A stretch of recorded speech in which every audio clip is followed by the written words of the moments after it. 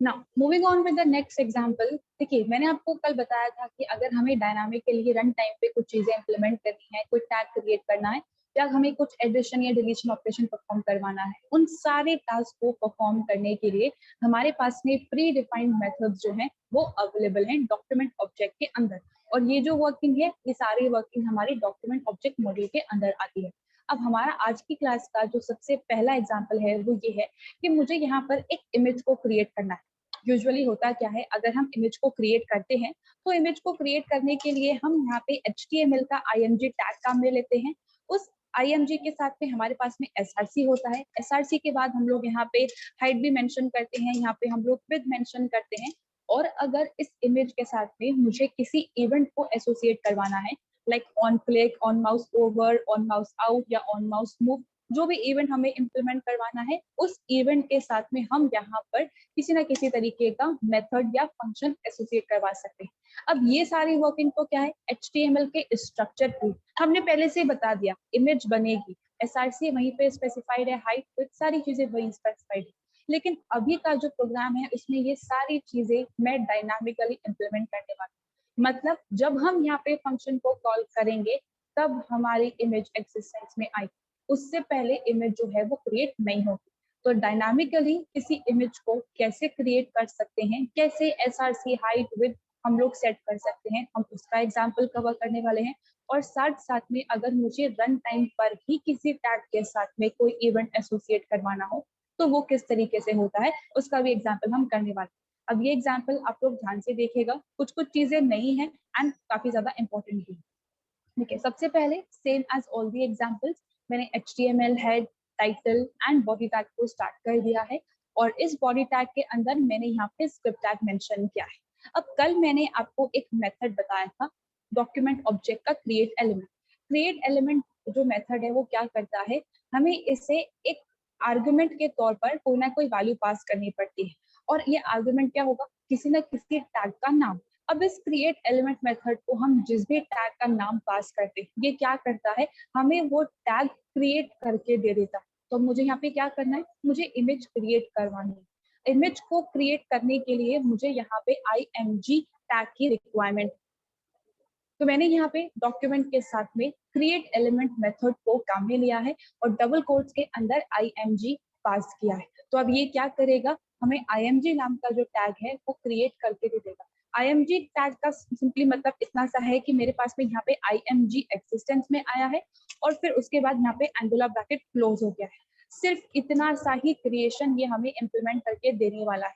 और उसका रेफरेंस मैंने आई नाम के वेरिएबल के अंदर स्टोर करवा लिया है। ठीक है, अब यहाँ पर मुझे क्या क्या इम्प्लीमेंट करना है, अगर मुझे यहाँ पे इमेज क्रिएट करनी है तो उसके लिए मुझे SRC स्पेसिफाई करना पड़ता है। अब ऐसा क्यों, अगर SRC स्पेसिफाई नहीं करेंगे तो क्या होगा, हमारे पास में एक ब्लैंक स्क्वायर टाइप का एरिया आने लग जाएगा कि हाँ वहाँ पे कुछ आना चाहिए। अब यहाँ पर क्योंकि मैं सारी चीजें डायनामिकली क्रिएट कर रही हूँ तो मेरे पास में यहाँ पे कोई डायरेक्टली एट्रीब्यूट को यूज करने का ऑप्शन नहीं है। लेकिन कल मैंने आपको मेथड्स की लिस्ट और प्रॉपर्टीज पढ़ाई थी जहाँ पे मैंने कहा था कि हमारे पास में किसी भी HTML के एलिमेंट को चेंज करने के लिए अलग अलग तरीके की प्रॉपर्टीज और मेथड अवेलेबल है।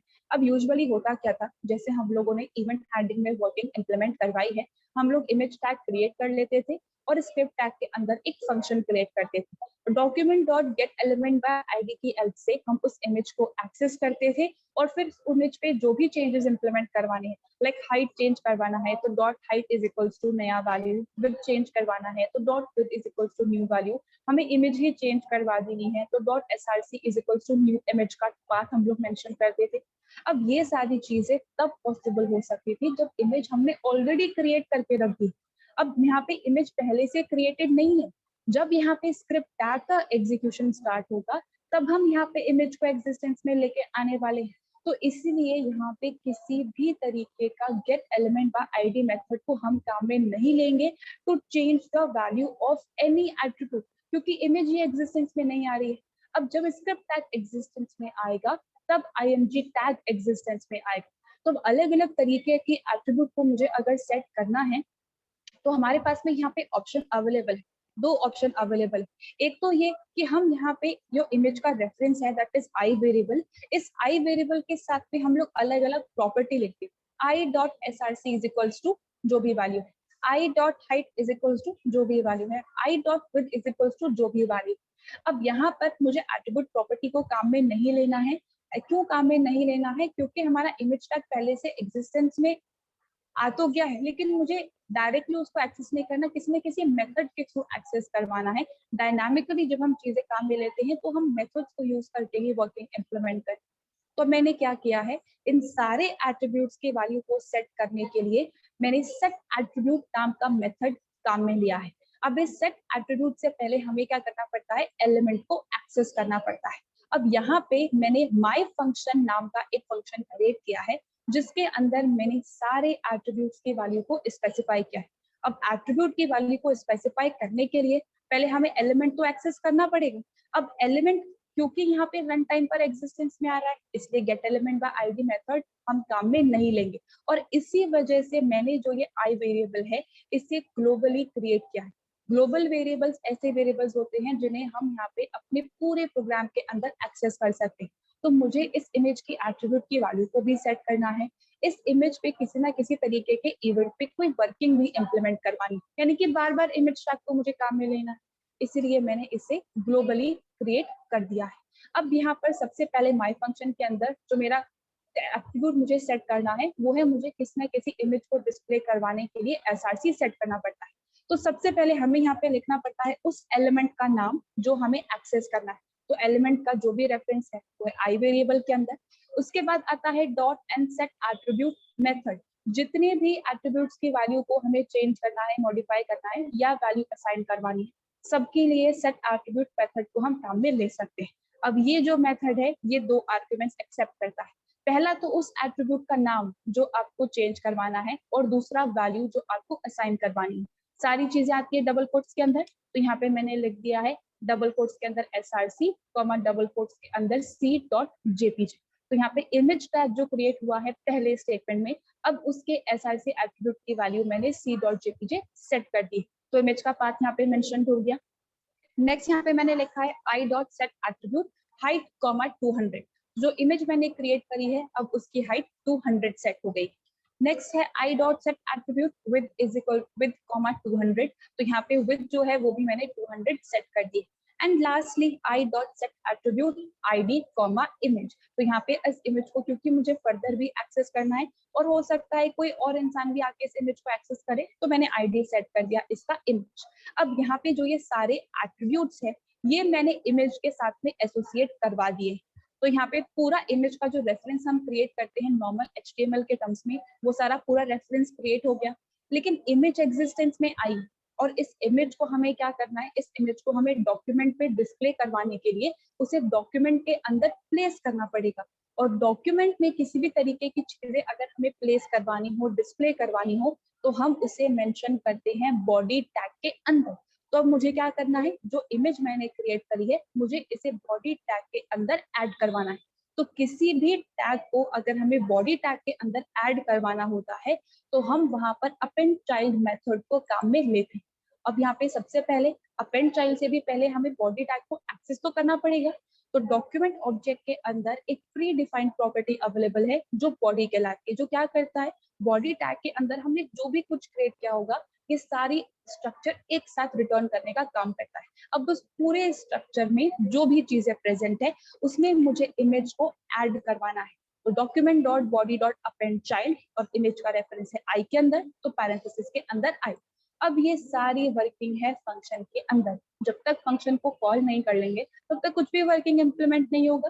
तो फंक्शन के डेफिनेशन के बाद मैंने यहाँ पे माई फंक्शन नाम के फंक्शन को कॉल कर लिया है। तो जो इमेज मैंने यहाँ पे क्रिएट करी है उस इमेज के सारे एट्रीब्यूट सेट हो जाएंगे और फाइनली हमारी जो इमेज है वो डॉक्यूमेंट पर जाकर डिस्प्ले होने लग जाएगी। ये तो था हमारे प्रोग्राम का पहला पार्ट, जो यानी कि रन टाइम पर इमेज को क्रिएट करना।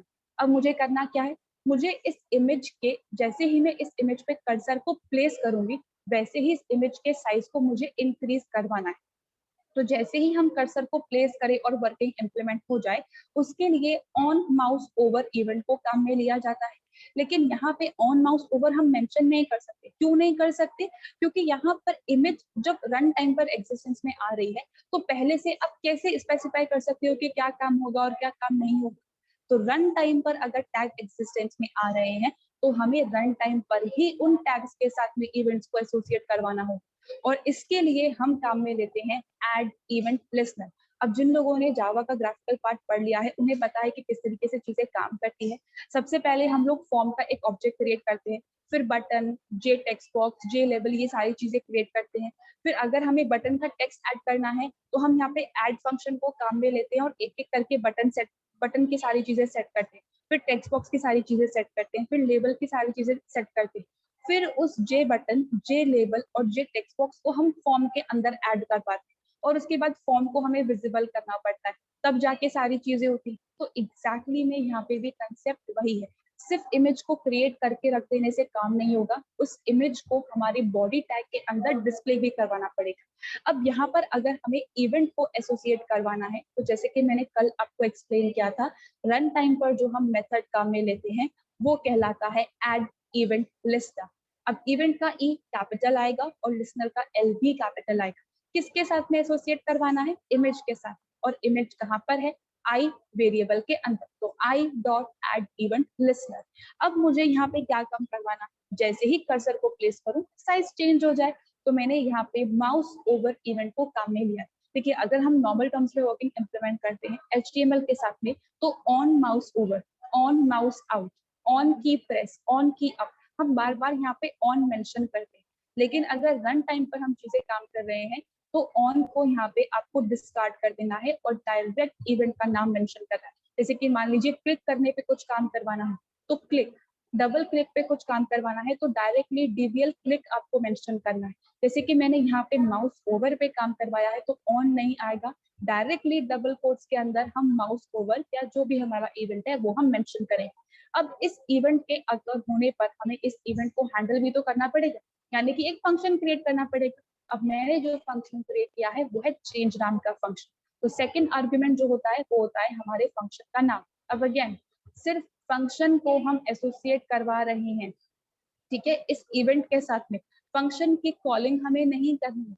जब हम माउस ओवर यानी कि कर्सर को प्लेस करेंगे तब फंक्शन को कॉल करवाना है। अगर आप इसी स्टेटमेंट्स के साथ में फंक्शन का नाम और पैरेंथेसिस मेंशन कर दोगे तो क्या होगा? हमारा फंक्शन कॉल हो जाएगा। फंक्शन को कॉल नहीं करवाना, फंक्शन का नाम हमें सिर्फ मेंशन करना है ताकि इवेंट हैंडलिंग का जो कंसेप्ट है, कौन सी इवेंट पे क्या काम होगा, वो मेंशन हो सके। अब जैसे ही इवेंट अकर होगा वैसे ही फंक्शन ऑटोमेटिकली कॉल हो जाएगा। तो फंक्शन चेंज के अंदर मैंने सिंपली आई, जो मेरा वेरिएबल है जिसके अंदर इमेज का रेफरेंस है, उसको एक्सेस किया है। I dot height is equals to 400 and I dot width is equals to 400। तो जैसे ही कर्सर प्लेस करेंगे इमेज पे वैसे ही साइज के अंदर इंक्रीमेंट हो जाएगा। That's how we can create and associate event on run time. अब एक बार इसका एग्जीक्यूशन देख लेते हैं। ठीक है, तब जैसे हम प्रोग्राम को यहाँ पे एग्जीक्यूट करेंगे, यहाँ पे माई फंक्शन जो है वो कॉल होगा और इमेज हमारी डॉक्यूमेंट पे आके डिस्प्ले हो गई, आप सबको विजिबल हो रही होगी। अब इवेंट क्या था? जैसे ही कर्सर को प्लेस करूं साइज में इंक्रीमेंट हो जाए। तो ये मैंने कर्सर को प्लेस किया और देखिए साइज में इंक्रीमेंट हो गया। अब मैंने यहाँ पे माउस आउट पे कुछ भी काम नहीं करवाया। मान लीजिए आपको माउस आउट पे भी कुछ काम करवाना होगा तो यहाँ पे आप एक और बार लिख सकते हो इवेंट लिस्ट, और यहाँ पे माउस ओवर के बजाय आप यहाँ पे माउस आउट लिख सकते हो, और चेंज की जगह हम यहाँ पे चेंज 1 लिख लेते हैं और फंक्शन को भी दोबारा से क्रिएट कर लेते हैं। तो यहाँ पे मैंने चेंज 1 नाम का फंक्शन, साइज को मैं यहाँ पे 200 कर देता हूँ, राइट। प्रोग्राम को यहाँ पे हम फिर से एक और बार एग्जीक्यूट कर लेते हैं। पेज को मैंने रिफ्रेश किया, माउस ओवर करने पे साइज के अंदर इंक्रीमेंट, माउस आउट करने पे साइज के अंदर डिक्रीमेंट। तो रन टाइम पर हमारी सारी वर्किंग इंप्लीमेंट हो रही है। देखिए माउस आउट माउस ओवर दोनों पे काम हो रहा है। तो इस तरीके से हम लोग रन टाइम पर किसी भी टैग को क्रिएट कर सकते हैं और किसी भी टैग के साथ में कोई सा भी इवेंट एसोसिएट हो सकता है। बस आपको ध्यान रखना है कि सिर्फ फंक्शन का नाम आएगा और ऑन को यहाँ पे काम में नहीं लेना है, डायरेक्ट इवेंट का नाम मेंशन करना। So this was our very first example to create the image tag and यहाँ पे event listener. Event listener पे कभी कभी theoretical question पूछा जाता है 1 या 2 मार्क्स के अंदर, तो आपको जो चीजें मैंने आपको बताई है वही आपको एक्सप्लेन करना है। अगर ज्यादा मार्क्स के अंदर आया तो आप एग्जाम्पल देख के भी एक्सप्लेन कर सकते हो, ये इमेज वाला जो कि मैंने देखा। अब किसी भी पार्ट में किसी को कुछ भी confusion?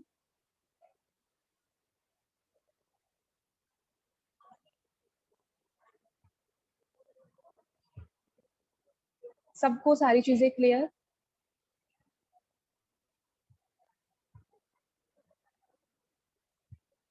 All right then, let's move with the next example. अब नेक्स्ट एग्जाम्पल में हम करने के वाले हैं, पहले मैं आपको एग्जीक्यूशन बता देती हूँ, उसके बाद हम यहाँ पे इसकी वर्किंग देखते हैं। देखिए, प्रोग्राम जो मैंने क्रिएट किया है, उस प्रोग्राम के अंदर मैंने एक बटन क्रिएट करके रखा हुआ है, click here to create list. अब जैसे ही मैं इस बटन पे क्लिक करूंगी, वैसे ही यहाँ पे एक फंक्शन कॉल होगा, और उस फंक्शन के अंदर मैंने एक टेक्स्ट बॉक्स को क्रिएट किया हुआ है और एक लिस्ट को क्रिएट किया हुआ है। अब यहाँ पे आप सबको पता है, लिस्ट जो है वो हमारे पास में दो तरीके की हो सकती है, एक होती है अनऑर्डर्ड टाइप की लिस्ट और एक होती है ऑर्डर्ड टाइप की लिस्ट। तो इस बटन के क्लिक पे एक टेक्स्ट बॉक्स देखिए एग्जिस्टेंस में आ गया है, और यहाँ पे मेरे पास में अनऑर्डर्ड टाइप की लिस्ट आ गई। तो रन टाइम पर मैंने टेक्स्ट बॉक्स और लिस्ट को क्रिएट किया, तो ये हमारा डायनामिकली इम्प्लीमेंटेशन हो रहा है। अब कैसे इसको हम इम्प्लीमेंट कर सकते हैं, ये हम एक एक करके कवर करें। देखिए, same as all the examples, HTML है, टाइटल एंड बॉडी टैग को मैंने स्टार्ट किया है। अब इस बॉडी टैग के अंदर मैंने एक बटन को क्रिएट किया है। Input type is equals to button, value is equals to click here to create list. यानी इस बटन पे जो टेक्स्ट डिस्प्ले हो रहा होगा, that will be click here to create list. और इस बटन के ऑन क्लिक पे मैंने माई फंक्शन नाम के एक फंक्शन को कॉल करवाया। अगेन यहाँ पे डायनामिक नहीं है, इसलिए डायरेक्टली मैंने ऑन क्लिक लिखा है। अगर मैं इस बटन को भी स्क्रिप्ट टैग के अंदर लिखती और फिर मुझे इवेंट एसोसिएट करवाना होता, तो ऐड इवेंट लिस्टर के साथ में हम सिर्फ क्लिक मेंशन करते और क्लिक के बाद कॉमा लगा के सिर्फ हम फंक्शन का नाम मेंशन करते, that is my function. Right, अब यहाँ पे थोड़ा सा सिंटैक्स डिफरेंट है, क्योंकि HTML के स्ट्रक्चर के साथ में ही मैंने इवेंट को मेंशन कर दिया है। अब जैसे ही बटन पे क्लिक करेंगे, ये फंक्शन कॉल होगा, और इस फंक्शन के अंदर मैंने यहाँ पे काफी सारी वर्किंग इंप्लीमेंट कर रखी है, एक एक करके हम सारी चीजें कवर करें। सबसे पहले मैं आपको टेक्स्ट बॉक्स वाला पार्ट बता रही हूँ, उसके बाद हम लिस्ट की बात करेंगे। देखिए, अगर टेक्स्ट बॉक्स को मुझे क्रिएट करना है तो उसके लिए हम इनपुट टैग को काम में लेते हैं। इनफैक्ट मैंने बटन को क्रिएट करने के लिए भी यहाँ पे इनपुट टैग को ही काम में लिया है, लेकिन अगर आप चाहो तो यहाँ पे डायरेक्टली बटन टैग को यूज करके भी बटन क्रिएट कर सकते हैं, लेकिन टेक्स्ट बॉक्स के साथ में ऐसा नहीं है। टेक्स्ट बॉक्स को क्रिएट करने के लिए सिर्फ एक ही ऑप्शन है, इनपुट टैग। तो किसी भी टैग को अगर क्रिएट करना हो तो क्या मेथड होता है, क्रिएट एलिमेंट। तो क्रिएट एलिमेंट की हेल्प से हम यहाँ पे इनपुट टैग को क्रिएट करने वाले हैं। तो सबसे पहले स्क्रिप्ट टैग के बाद मेरा फंक्शन है माय फंक्शन, जिसके अंदर पहले स्टेटमेंट में ही मैंने document dot create element mention किया है, और आर्गुमेंट के तौर पे मैंने यहाँ पे पास किया है इनपुट।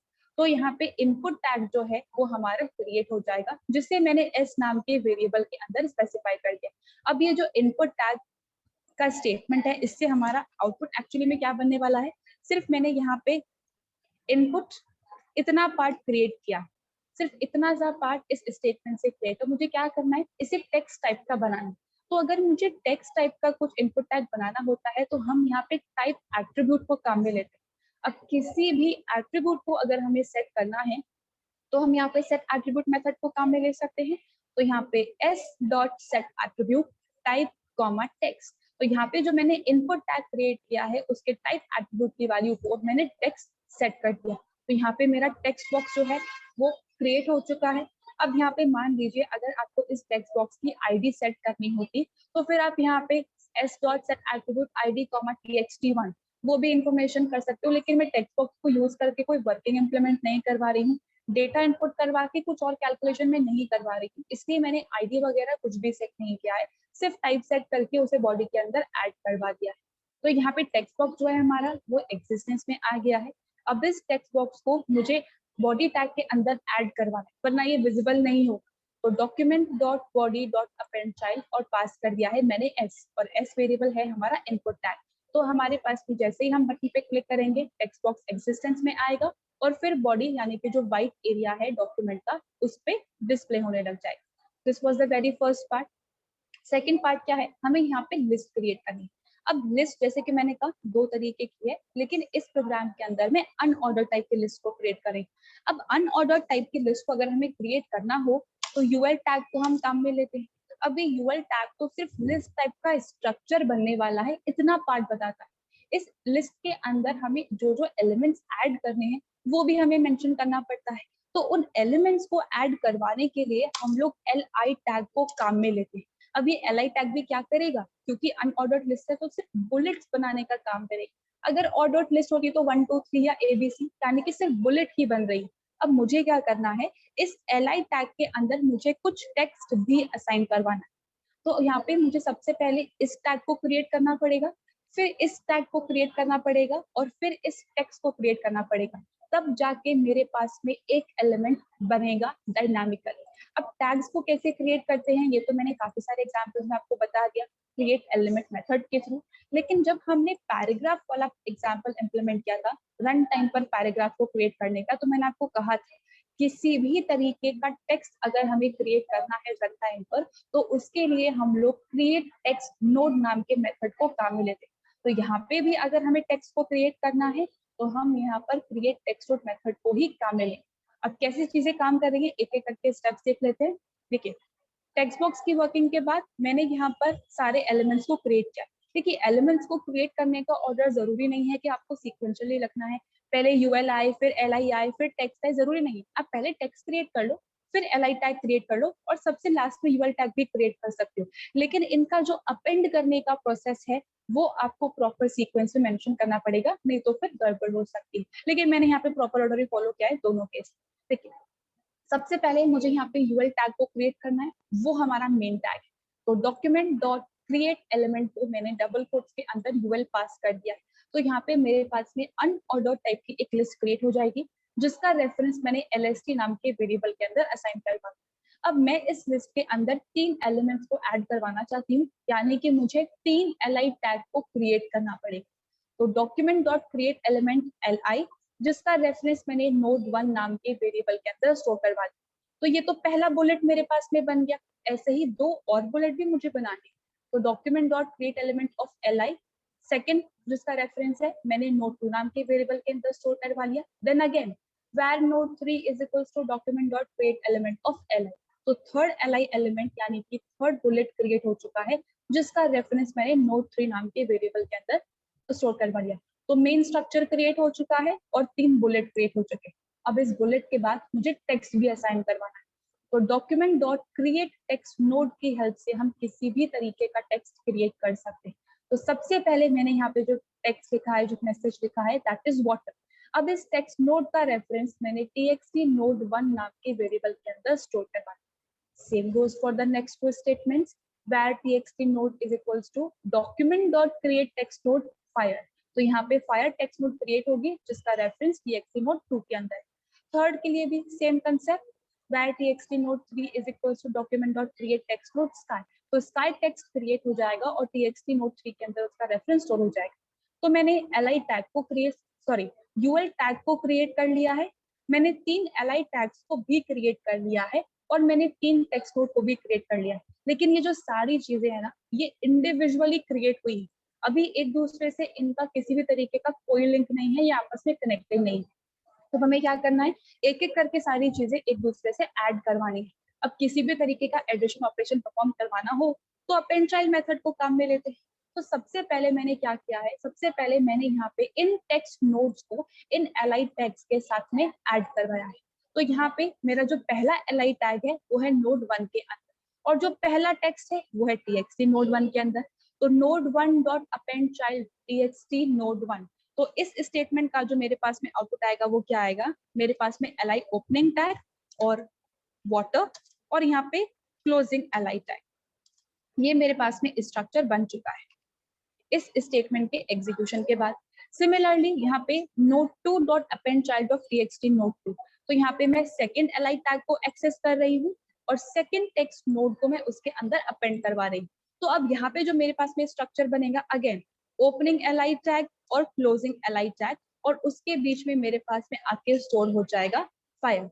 तो जो 2 बुलेट्स मैंने क्रिएट करी थी उन 2 बुलेट्स के साथ में टेक्स्ट एसोसिएट हो गया है। Same goes for the third statement as well.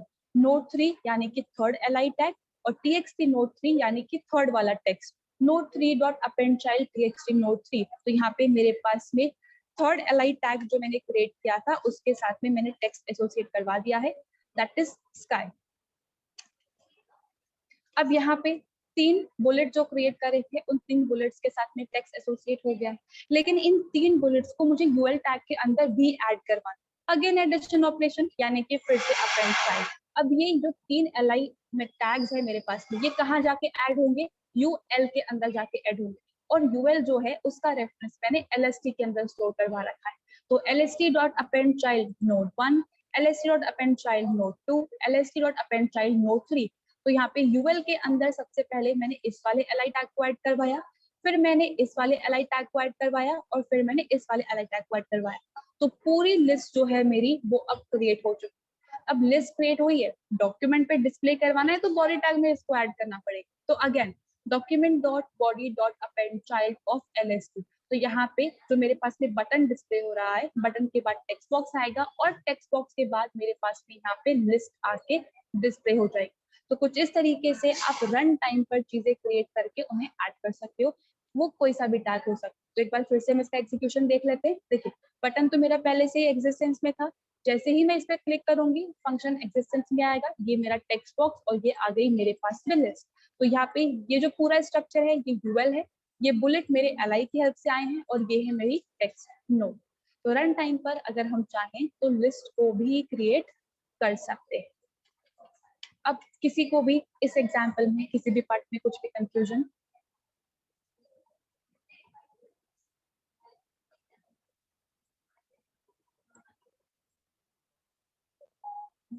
Now moving to the next example, बहुत ही छोटा सा एग्जाम्पल है।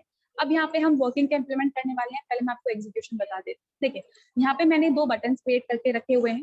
पहला बटन है क्लिक हेयर फॉर इमेज, और दूसरा बटन है क्लिक हेयर टू डिलीट। जैसे ही इस बटन पे क्लिक करेंगे, इमेज एग्जिस्टेंस में आ जाएगी। जैसे ही सेकेंड वाले बटन पे क्लिक करेंगे, इमेज जो है वो डिलीट हो जाएगी। तो अगर इमेज को ऐड करवाना है तो अपेंड चाइल्ड, और किसी भी टैग को अगर हमें अपने डॉक्यूमेंट में से, बॉडी टैग में से डिलीट करवाना होता है, तो उसके लिए हम लोग रिमूव चाइल्ड मेथड को काम में लेते हैं। तो यहाँ पे रिमूव चाइल्ड का एग्जाम्पल अब हमारे पास में आ रहा है। अब same as all the examples, HTML है, टाइटल, बॉडी टैग को मैंने स्टार्ट किया है, और इस बॉडी टैग के अंदर 2 बटन मैंने क्रिएट करे हैं। Input type is equals to button, एक की वैल्यू है क्लिक हेयर फॉर इमेज, और दूसरे की वैल्यू है क्लिक हेयर टू डिलीट। अब क्लिक हेयर फॉर इमेज जो बटन है, उसके क्लिक पर मैंने माई फंक्शन 1 को कॉल करवाया है, और क्लिक हेयर टू डिलीट के केस में मैंने माई फंक्शन 2 को कॉल करवाया है। तो सबसे पहले हम यहाँ पे माई फंक्शन 1 की वर्किंग देख रहे हैं, यानी कि इमेज के क्रिएशन की। अब रन टाइम पर इमेज को क्रिएट करना है, तो यहाँ पे फंक्शन और माई function, document dot create element IMG, तो IMG टैग को क्रिएट करके उसका रेफरेंस पी के अंदर असाइन कर दिया। अब यहाँ पे इमेज के साथ में बहुत सारे एट्रीब्यूट्स हैं, SRC, हाइट, विड्थ, ID, जो भी आपको सेट करना है वो मैंने काम में लिया है सेट एट्रीब्यूट के साथ। तो p dot set attribute SRC c dot jpg, p dot set attribute height 200, p dot set attribute width 200, and p dot set attribute ID pic. अब इमेज क्रिएट हो गई है, और सारे एट्रीब्यूट्स की वैल्यू को मैंने यहाँ पर सेट कर दिया है। अब इमेज के एग्जिस्टेंस में आना इज नॉट इनफ, इसे बॉडी के अंदर विजिबल भी करवाना पड़ता है। तो document dot body dot append child of p, तो यहाँ पे जो मेरी इमेज क्रिएट हुई है, अब वो बॉडी यानी कि जो व्हाइट एरिया होता है उसके अंदर डिस्प्ले होने लग जाएगा। और ये सारी वर्किंग है हमारी click here for image button के क्लिक पर। Now second function, that is my function 2, जो क्लिक हेयर टू डिलीट के क्लिक करने पर एग्जीक्यूट होने वाला है। अब मुझे सिंपली करना क्या है, इस इमेज को मेरे डॉक्यूमेंट में से मुझे डिलीट करवा देना है। तो यहाँ पे सबसे पहले इमेज को एक्सेस को तो करना पड़ेगा। मान लीजिए कि मैंने अपने पूरे प्रोग्राम के अंदर 10 इमेजेस क्रिएट कर रखी है, ठीक है, और मुझे 10 की 10 इमेजेस को डिलीट करवाना है। तो यहाँ पे सारे एलिमेंट्स को एक्सेस करना पड़ेगा, लेकिन यहाँ पे सारे एलिमेंट्स नहीं है, मेरे पास में सिर्फ एक ही इमेज, और उस एक ही इमेज को मुझे डिलीट करवाना है। तो किसी भी एक इंडिविजुअल एलिमेंट को एक्सेस करना हो तो उसके लिए document dot get element by ID method को स्पेसिफाई करते हैं, लेकिन इसके लिए आईडी सेट भी होनी चाहिए, जो कि मैंने कर दी है। सबसे पहले यहाँ पे मेरे पास में माई फंक्शन 1 है, मैंने इसको कॉल किया था, तभी तो इमेज एक्सिस्टेंस में आएगी। जब इमेज एग्जिस्टेंस में आ रही है तो मैंने लास्ट में इसकी आईडी एट्रीब्यूट की वैल्यू को सेट किया है, दैट इज पिक। यानी कि यहाँ पे इमेज जब एग्जिस्टेंस में आ चुकी है तो उसके सारे एट्रीब्यूट्स परफेक्टली सेट हो चुके हैं। अब इस आईडी को यूज करके हम कहीं पे भी इस इमेज को एक्सेस कर सकते हैं और कुछ भी वर्किंग इम्प्लीमेंट करवा सकते। तो document dot get element by ID of pic की हेल्प से मैंने इस इमेज टैग को एक्सेस किया और इसका रेफरेंस मैंने एस नाम के वेरिएबल के अंदर स्टोर करवा दिया। अब सिंपली करना क्या है, इस इमेज को डिलीट करवाना है।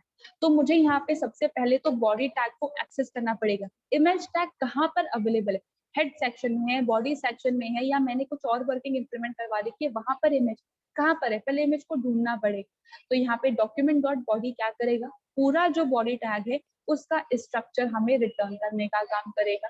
अब इस बॉडी टैग पे मुझे किसी भी तरीके का डिलीशन ऑपरेशन परफॉर्म करवाना है तो हम लोग रिमूव चाइल्ड मेथड को काम में लेंगे। अब यहाँ पे अगेन जो इमेज है वो बॉडी का चाइल्ड है और बॉडी जो है वो HTML का चाइल्ड है। तो किसी भी चाइल्ड को डिलीट करना हो, चाहे वो कोई सा भी टैग हो, रिमूव चाइल्ड मेथड ही आएगा। बस हमें क्या करना है, हमें इस रिमूव चाइल्ड मेथड को उस टैग का रेफरेंस किसी ना किसी तरीके से पास करवाना पड़ेगा। तो रेफरेंस मैंने एस नाम के वेरिएबल के अंदर स्टोर करवा लिया। तो जैसे ही हम सेकंड बटन पे क्लिक करेंगे वैसे ही हमारी जो इमेज है वो डिलीट हो जाएगी। अब यहाँ पे एक बार फिर से इस प्रोग्राम का हम लोग एग्जीक्यूशन देख लेते हैं। देखिए पेज को मैं यहाँ पे रिफ्रेश कर रही हूँ, मैंने यहाँ पे इमेज को क्रिएट किया। अब यहाँ पे दोनों बटन्स के बाद में मैंने br टैग को ऐड कर दिया है जो कि मैंने पहले ऐड नहीं किया हुआ था। तो यहाँ पे होगा क्या, अब मेरे पास में जो इमेज है वो प्रॉपरली डिस्प्ले हो। पहले क्या हो रहा था कि यहाँ पे बटन्स के बाद में इमेज डिस्प्ले हो रही थी, तो यहाँ पे बटन्स जो है उनका लोकेशन चेंज हो रहा था, अप एंड डाउन ये मूव कर रहे थे डिपेंडिंग अपॉन हम लोग इमेज को क्रिएट करवा रहे हैं और डिलीट करवा रहे हैं। अब मुझे यहाँ पे बटन्स के मूवमेंट को शो नहीं करना, इनकी पोजिशन फिक्स रहनी चाहिए। तो मैंने br टैग की हेल्प से इमेज को ही नेक्स्ट लाइन के अंदर क्रिएट करवा लिया। तो क्लिक हेयर फॉर इमेज पे क्लिक करेंगे तो ये देखो इमेज यहाँ पे क्रिएट हो गई। अब मुझे यहाँ पे इस बटन के क्लिक पे इमेज को डिलीट करवाना है तो ये करवा दिया। अब मान लीजिए कि यहाँ पे जैसे ही मैंने क्रिएट किया इमेज के एग्जिस्टेंस आ गई। अब इस इमेज पे जैसे ही मैं कर्सर प्लेस करूं वैसे ये मूव करना चाहिए। जैसे जैसे कर्सर को मूव करूं वैसे वैसे इमेज मूव होनी चाहिए, मतलब इवेंट एसोसिएट करवाना पड़ेगा। इवेंट एसोसिएट करवाने के लिए इमेज एग्जिस्ट करनी चाहिए। अब जब इमेज ही रन टाइम पर है तो इवेंट भी रन टाइम पर एसोसिएट होगा। तो हम यहाँ पर कर सकते हैं, या चाहो तो आप इसी फंक्शन के अंदर चीजें मेंशन कर सकते हो या फिर आप अलग फंक्शन भी क्रिएट कर सकते हो। तो यहाँ पे हमें सिंपली क्या करना पड़ेगा, हमें सबसे पहले इस इमेज को एक्सेस करना है। यहाँ पे इमेज का रेफरेंस पी के अंदर है, P dot add event list. अब कौन सा वर्किंग मुझे इम्प्लीमेंट करवाना है, माउस मूव। जैसे जैसे मैं माउस को मूव करूं वैसे वैसे मेरी वर्किंग इम्प्लीमेंट हो जानी चाहिए। अब यहाँ पर मैं सपोज चेंज नाम के फंक्शन को कॉल करवा रही हूँ, राइट।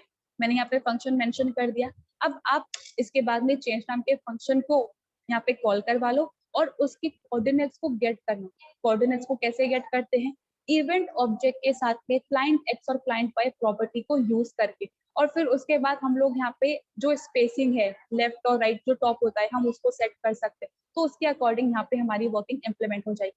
तो रन टाइम पर ही इमेज क्रिएट हुई है और रन टाइम पर ही इवेंट एसोसिएट हुआ। तो सारी चीजें आप कर सकते हैं और साथ साथ में किसी एलिमेंट को अगर हमें डिलीट करवाना हो तो वो भी हम करवा सकते हैं। तो this was our example of remove child.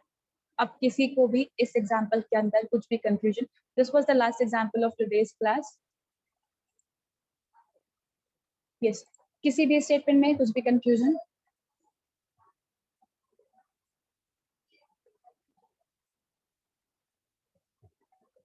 Alright then, आज के लिए इतना ही रखते हैं। देखिए गाइस, कल हमारा जो डॉम है वो ओवर हो जाएगा।